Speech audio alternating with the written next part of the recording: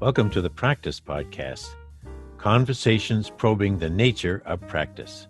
I'm your host, Dave Fearon. Joe Raelin, if you haven't heard about him, Google him. As I've said for some of my other conversational guests, he is such a prolific writer, thinker, and in regard to this conversation, he focuses on the nature of practice. Leadership is practice. But he doesn't just mean being a leader who practices leadership.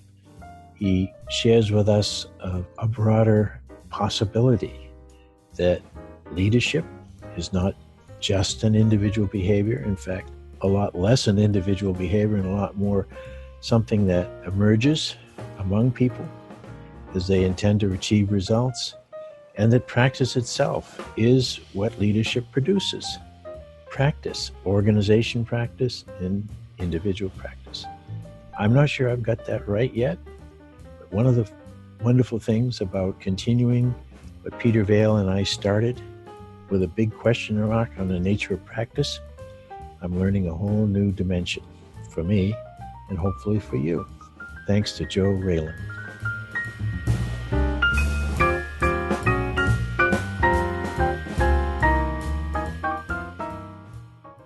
Well, folks, Joseph Raelin, has appeared in my experience over the years in his writings about leadership and other matters regarding organizational behavior and performance. He's also reminded me that some years back, a colleague, Joan Weiner, and I tried one of the first webinars. Back when it was very difficult, we had to have studio levels technical support to make it happen. And he was so kind, shared his joy for thought and for learning and for teaching, that I was delighted to see that he would come back for this kind of conversation. So Joe, thank you very much for joining us.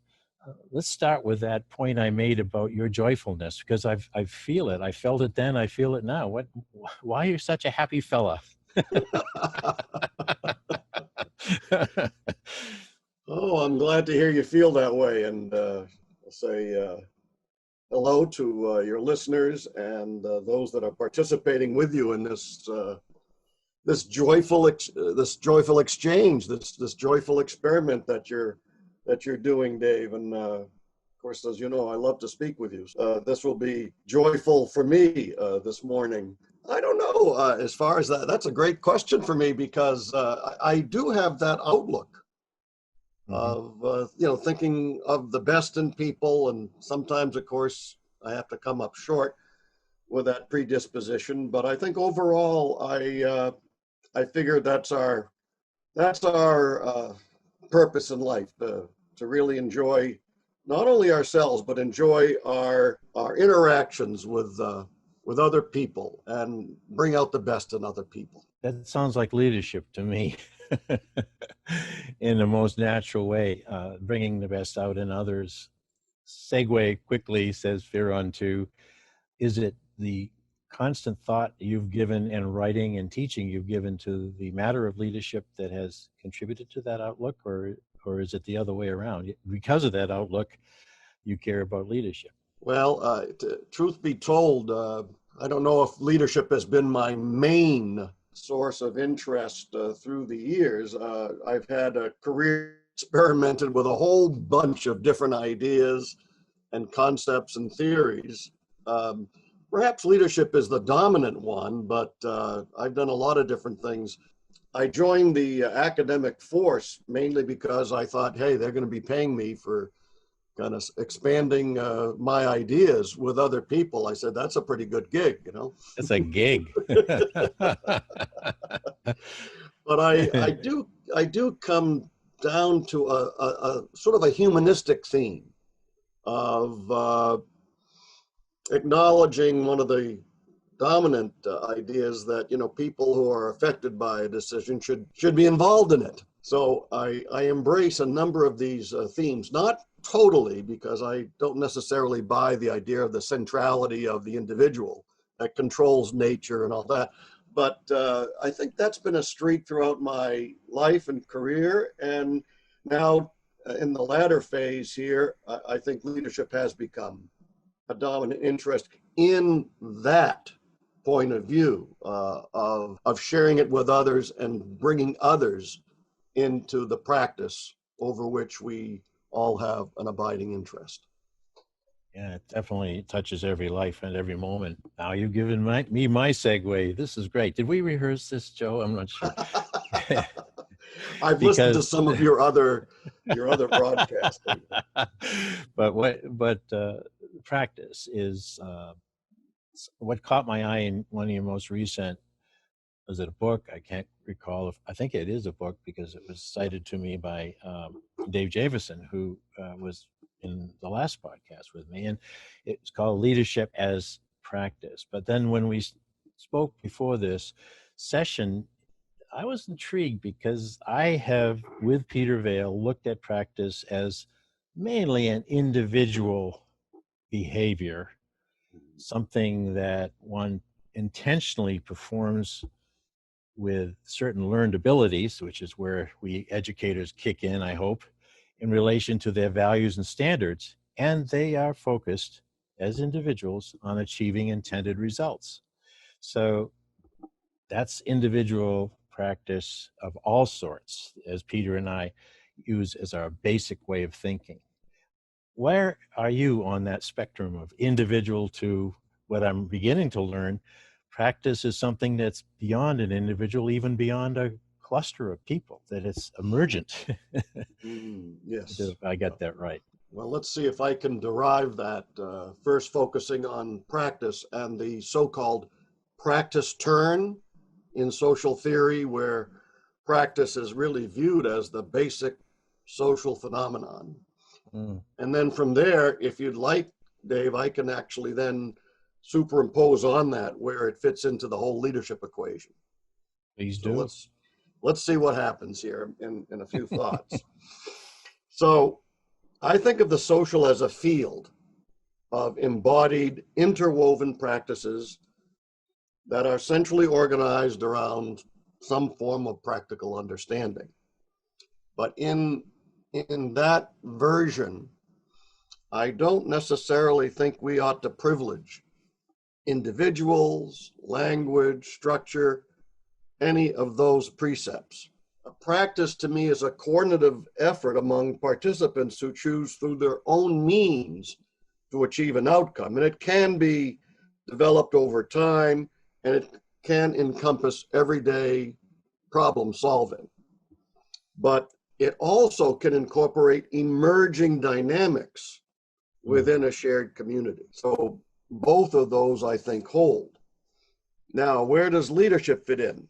Well, in our view, rather than looking for leadership in people, especially in their heroics, we look for it in everyday practice, as I've just explained. So it's not only in the interaction between people that are routine and repetitive, but it also occurs in the unfoldings happening in the moment.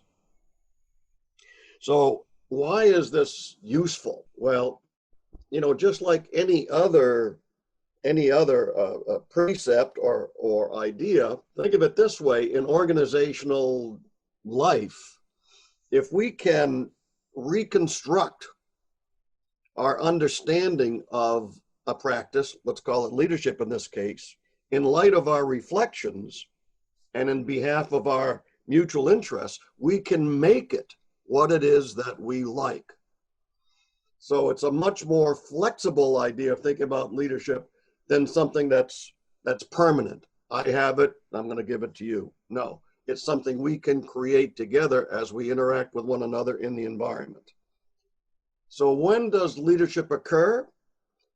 When these social processes change the trajectory of the flow of practice, or change the turning points in the spaces between people, then we will say that's where leadership is occurring.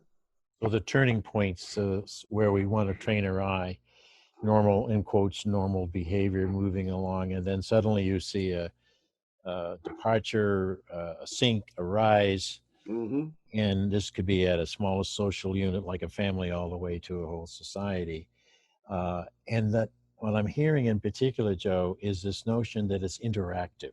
Leadership it occurs as two or more people talk, communicate in some way, writing, talk.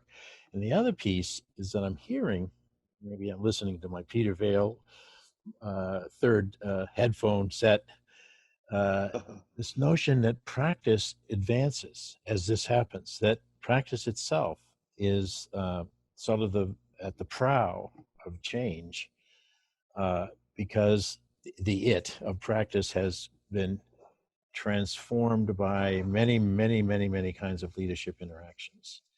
And if it was to move forward further in some setting, there has to be some leadership. Is that possible?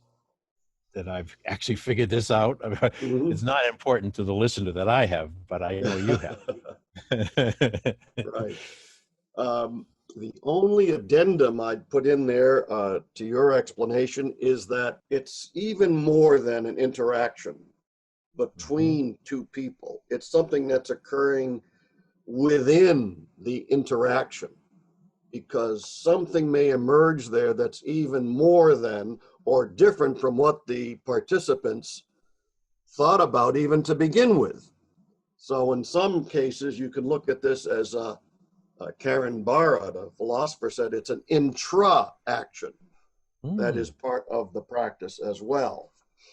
And then another point to add is that when we explore this leadership activity, we take into consideration a host of other things going on: the material artifacts, the technology, the physical arrangements, the voices, the emotions, the rituals. All those things come together, and often they come together, Dave, recurrently, right? And through all that may emerge leadership, may emerge this change in the turning points. Sometimes it doesn't. But we don't know if leadership is occurring from the beginning. We know when we see it as an outcome. Wow, what a different way of thinking about it, huh? Oh, it boggles my mind. You know, in our last conversation that Peter and I recorded, Peter said, Dave, just looking at the question of practice, the way we have so far, he said, Dave, it's so deep and ineffable and so embedded in the individual or the individual circumstances, which goes back to your larger setting. He said, we'd never, ever be able to explain it. And I said, isn't that great? And he said, you're damn right. He said, because once we think we've explained it, we've stopped thinking. And that's Peter Vale. That's classic Peter Vale. But the other thing he said, and this goes back to what you and I may have in common now. He said, Dave, we've made ourselves into practitioners of practice. Practice is our practice. It's the last thing he said on the microphone. And it stuck with me because while I've always been interested in leadership and other aspects of organizational behavior, working with Peter really drove my attention deeply into the advancing of practice. And now you're helping me and inviting me into a community of people thinking about that. And it's damn exciting. So keep me excited. Keep talking to me, Joe. You're converting me from the individual as a practitioner to practice in a larger sense, right. And particularly as it's socially enacted, which I think is fantastic. Right. I think what this does is lift us away from thinking about leaders as simply, or leadership as something that resides in individuals. And it also removes us from that famous, or should I say infamous, dichotomy between the leader and the follower. The one that's out in front and the dependent that's sort of waiting for instructions to mobilize into action. And this says, this new theory suggests that it can be a collective endeavor. We're not dependent on one single person to mobilize us and force us into action. We're already in motion. And we can take that energy we have and work with others as we're working together with others to produce something that is new, that may be different. As I said before, that may be something that none of us ever expected to occur. And out of that may come a leadership. I would say one other thing here too, and why don't I introduce this to your listeners as well as to you, Dave, as a thought experiment. Try, because I do this all the time now. Every time you're encouraged to say the word leader, replace it with leadership or practice and see what happens. Because I think what we have to do is also change our talk, change our vocabulary if we're going to change our thinking. Oh, there's no question. Teach me a little more about how to use that thought, leadership and practice, instead of thinking of leader as an individual. Yes. Well, the connection that I have here with leadership as practice is another theory that I've also played around with. It came LAP. It was called leaderful practice. Coming out of the book, Creating Leaderful Organizations. And here I say that everyone can participate in leadership, and they can participate not just only collectively, that was all together, but concurrently at the same time. Wow, what a radical proposition that was. There can be more than one leader in a group operating at the same time. So if you think that way, then I think you begin to see that a whole group of people can participate in this endeavor, and they're participating along with their artifacts. And by that I mean, Dave, that the whiteboard, the Post-it note, the theory, the concept, they occupy certain leadership roles in the entity as well as the different people. Sometimes we refer to them almost as another person in the room. Yeah, sure. So this LAP sort of frees us up to leave alone this sort of romantic notion that there's this one person that mobilizes everything for everybody else. We don't need an influencer and an influencee. As I said, we're already in motion. It's just a question of dedicating ourselves and our energy to the task at hand. Imagine how that frees up people that are otherwise uncommitted to the organization. We think we connect leadership conventionally with goal, Joe, with this is the place you have to get to. Yeah. I'm not exactly sure, but follow me, that kind of notion, the goal. Yes. So how does goal emerge, or does it, in this equation? And I hate to call it an equation. It's not an equation. It's a realization. Yeah. I think I can best explain my views there by looking at the concept of meaning or meaning making, which I would introduce as an idea as opposed to the classic visioning. Yeah.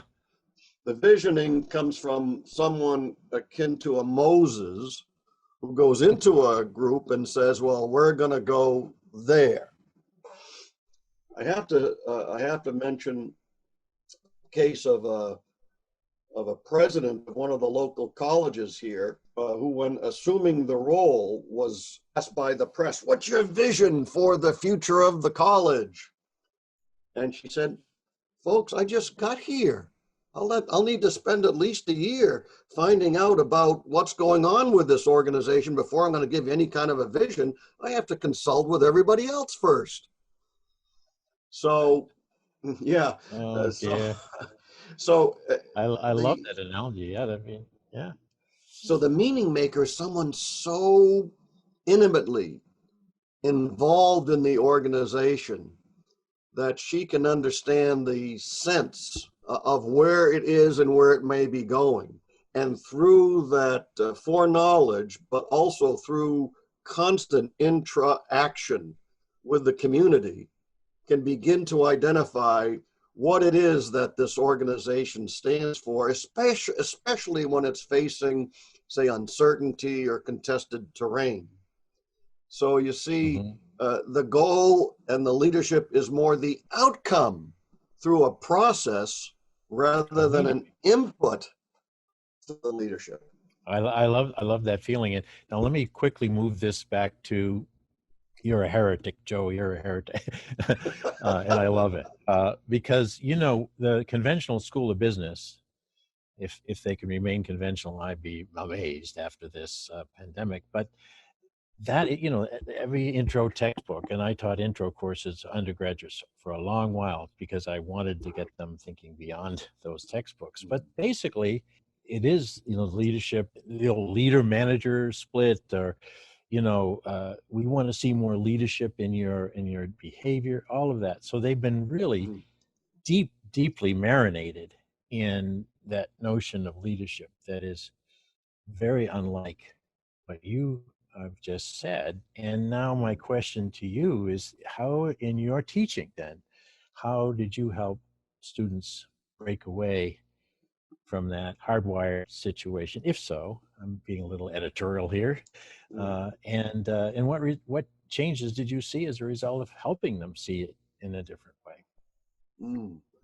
Well, you're right. It's not the easiest thing, especially in our culture. Our culture and some of the other Anglo cultures, as we know, are some of the most individualistic in the world. So there is this view about the single leader that mobilizes for everybody else. But the way I do it in my executive education is to first present a whole range of perspectives of leadership and ask students to just be open to different ideas other than the classic one. Yeah. And they find, for example, as we go through that history, they find initially the idea of situational leadership very interesting because it suggests that it doesn't reside in a particular personality. Maybe people can change their practices as they encounter different situations. So that's the first thing. This you might call a threshold concept for students. A threshold concept is something that is troubling, but you can't sort of get rid of it. It's there, and they have to kind of work through it. Yeah. And then as we keep going, then I begin to mention the idea that, well, what if there can be more than one leader going on in a group? Now some heads are starting to, wah, wah, wah, wah, particularly executives. I mean, right? is this possible? Have you ever seen anything like this? Have you been in a situation where people have different roles? What about the quiet person whose participation, though quiet, embodies the glue that holds the group together? What is her contribution to leadership? So things begin to open up a little bit, and I wait for all that to kind of simmer, and then introduce this sort of leaderful idea. So that's kind of how I do it, along with using more of an action learning approach to teaching and learning than classic classroom pedagogy. Classic classroom pedagogy has the teacher up in front and the students sort of like as followers, sort of laying behind. But what if everybody's contributing to the leadership through, say, learning teams, which are embedded in the whole action learning approach? So I think the methods, the threshold methods, are just as important as the ideas. I can say one more word about that. So there's a parallel, you see, between the learning and, in this case, the practice of leadership. In the case of the learning, we take knowledge and deconstruct it as something that's not permanent. And you and I have talked about John Dewey, I think, at different points. Yes, definitely. So what happens if knowledge is fluid rather than permanent? See, if it's permanent, someone has it and gives it to someone else. So that's the teacher giving it to the learner, or the leader giving it to the follower. But what if knowledge is fluid, that can be constructed as we deal with our problems in life, as we have to mobilize and improvise around the materials of our own situation. Mm-hmm. Well, in that case, it's more of a knowing. We can construct it as we go. And so if we introduce that idea along with a relaxing of the individualistic notion of leadership, then we may have the grounds for looking at something a little bit more collective, a little bit more collaborative. Would the meaning-making aspect of what you said earlier contribute to the fluidity of knowledge and the requirement in a way that knowledge must advance if people are going to get past wherever they are? I mean, that meaning-making seems to be, in a way, a role of, you mentioned the college president who wants to get baked in a while until she could really make meaning, but in the dynamics of the classroom with your learning teams, a lot of meaning making going on there, right? Mm-hmm. You're Yeah. actually giving them a chance to practice meaning making and then pulling it out to be displayed to see what people think. In a way, there's a lot of knowledge being created in your classroom, Right. with executives or with sophomores. That's right. If we can do it right, and I love the feeling of that. Yeah, a lot of focus on the process. Mm-hmm. A lot of focus on being in a team where there's full appreciation of the dialectic. People contest with one another. People have a safe environment in which they can challenge some of these dominant themes. And then they can begin to challenge some of those roles as the dominant leader, the dominant manager. What happens when we relax some of those assumptions and we begin to think of what we're doing together as an environment, as a safe space of equity where everybody can participate freely, challenge each other, be challenged, and then yet contribute actively to the learning of each other. I spend a lot of my time over the last 15 years working as a board member of an organization here in Connecticut that we created. It's called Connecticut Social Enterprise Trust. And our focus is on individuals initially who have a passion for having some impact on the community, and therefore they want to fund it, but nonprofit is one way, for-profit is another. But in the middle ground is what I think I'm hearing now, which is if I can find a way to make some money to this cause, give it to this cause, but also be a self-financing enterprise, life would be good. Now, here's my point in bringing this up. As these companies are formed, it's 2 people, 5 people, 8 people, as different roles are prescribed and come together. But what I loved in watching these companies emerge is just what you said. Yeah, there's someone who had the first idea and someone who perhaps carries the torch the most for social impact and reminds people, hey, we're not just here to make a buck, we're here to make a difference. But those little companies start to emerge and produce, at least here in Connecticut, an alternative that people can say, hey, business isn't all that bad, is it?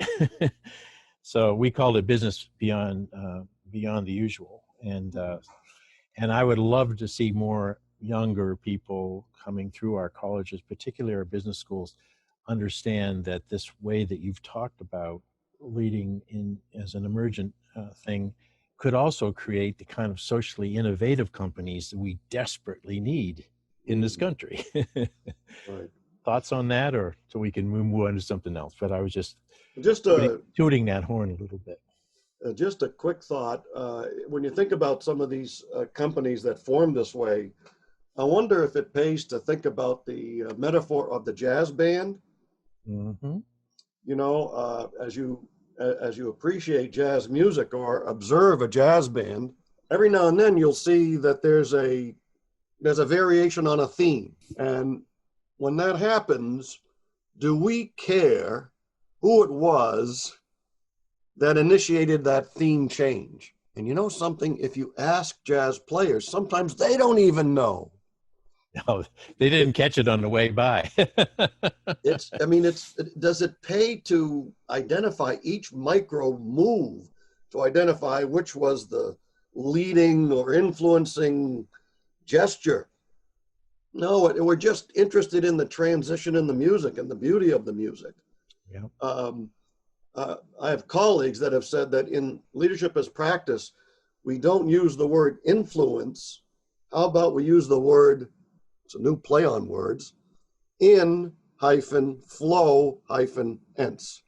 Influence. Ooh. See, now we're talking about transitions and changes in the theme. I love it. I love it. Hmm. I just feeling, oh, if Peter Vail could be in this call right now, he would be going, hallelujah. He, for example, in trying to help me get out of my set mind about such things, would, hey, Dave, let me read you a poem. And he would come out with a poem. And he had an amazing memory. He didn't have to take it off a piece of paper. He just knew it. But the gist of one of the poems was about written by a man who was walking the shores, a cove, if you will, on the east, here on the east side of the country. And he was noticing. But what he was noticing was that he never ever saw enough in that little spot in that cove. And because the tide was coming in and out, because the weather changed, the light changed, his mood changed. And then he said, there, Dave, now we're back to your point of flow.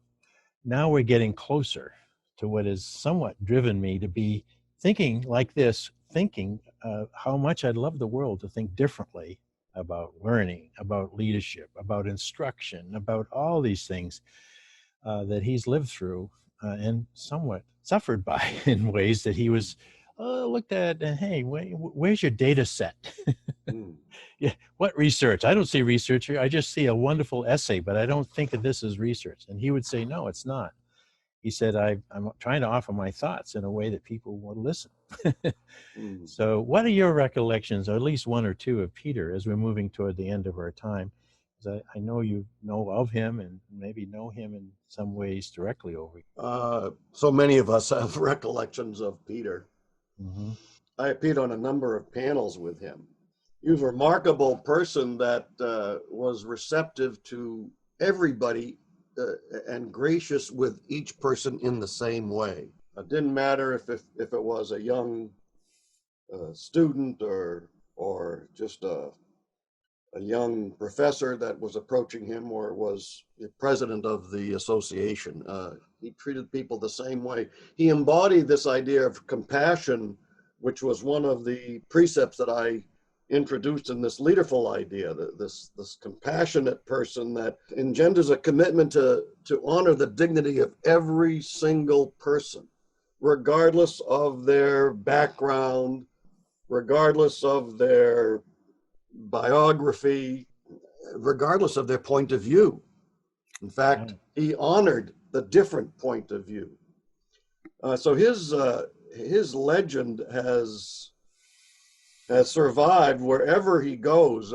I think I may have mentioned to you, Dave, that my son studied at GW. Mm-hmm. And so this was decades after Peter left GW, George Washington.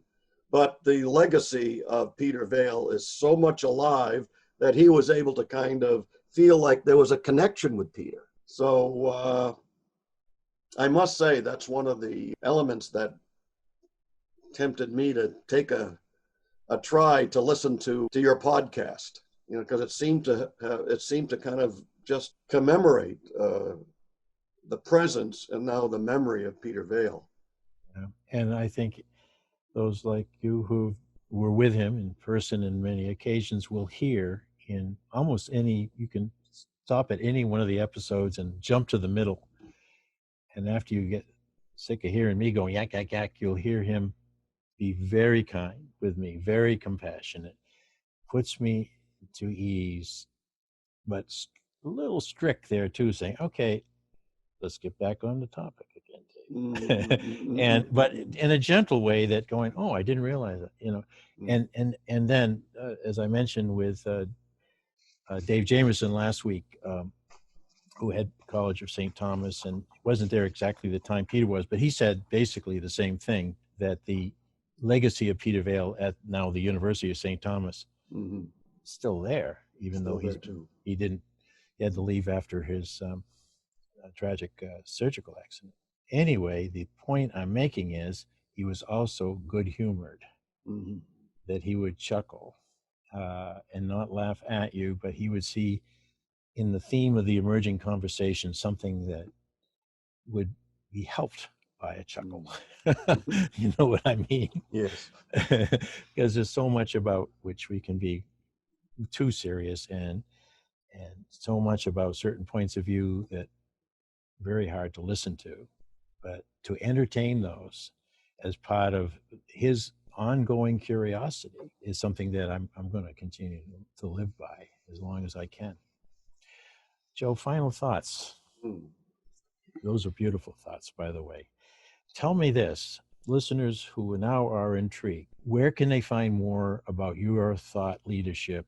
And particularly since you're, congratulations, retiring from that part of your career, Northeastern University, where are you going to be if we want to catch up with you? And what do you think? What do you think you're going to be helping us understand? If they're interested in the leadership as practice field, as you mentioned, there's a reasonably new book out called Leadership as Practice Theory and Application. Mm-hmm. And if they're interested in the leaderful perspective, they can also try to find Creating Leaderful Organizations, or if they are practitioners that want to experiment with some of these ideas, I have what's called the Leaderful Field Book available with all exercises and some cases that they can give a try to. But I don't know, more important than that, I just hope that whether you're a researcher, or scholar, or practitioner, that you'll try to give this idea, this thought, a try. You know, because we're in these very unfamiliar, socio-environmental conditions right now, and let's face it, Dave, we need a form of leadership that can improvise around the reality that's really unfolding in front of us. Amen. And this improvisation cannot come from any one single leader. You know, no one has the capacity to reconcile the complexity and the uncertainty in these conditions. So we need a collective response that can work with and through these ongoing, evolving practices, and can manage those, what do we call them? The turning points, right? That can meet those challenges. So I just hope people will give this a try. And my goodness, I thank you so much for at least giving me a chance to expose some of these new ideas to those who are avid followers of your Well, we'd podcast. We'd love to have many avid followers because I think we're onto something. And so last point though, you didn't tell me where you're going to be if we need to catch up with you. We can read your books, we can see residue of you on LinkedIn, but yeah, right. what are some of the things you plan to be doing where we could at least enjoy the thought of you having a good break from your long teaching career? Well, I'm certainly continuing to write. I've written some articles for a journal called Management Learning that are so-called provocations. But Good. now I think you may have introduced me this way at one point, and I'll give you a secret here, and I'll extend it to your listeners. They're not provocations to me.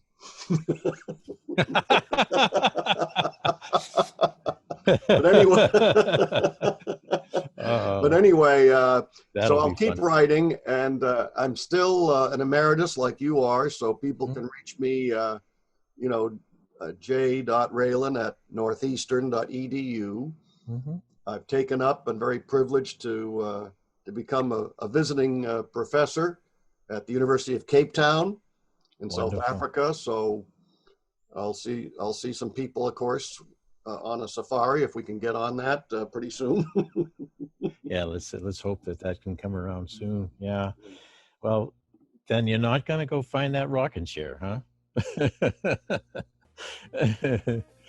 You're having too much fun, and I tried to talk you into doing what I did, pick up the game of golf, and I think you probably will, but you'll do it because it'll give you a little bit of relief from all this great mind work, writing, talking that you are going to continue to do. No, it'll help me try to understand this ridiculous practice of trying to hit this white ball into a little hole. Joe, thank you so much. So much. I hope to see you soon. It's been a pleasure. It's been a great pleasure, Dave. And again, in the spirit of Peter Vale, you embody that just the way you conduct yourself on these interviews. And congratulations. That's a blessing to hear. Thank you.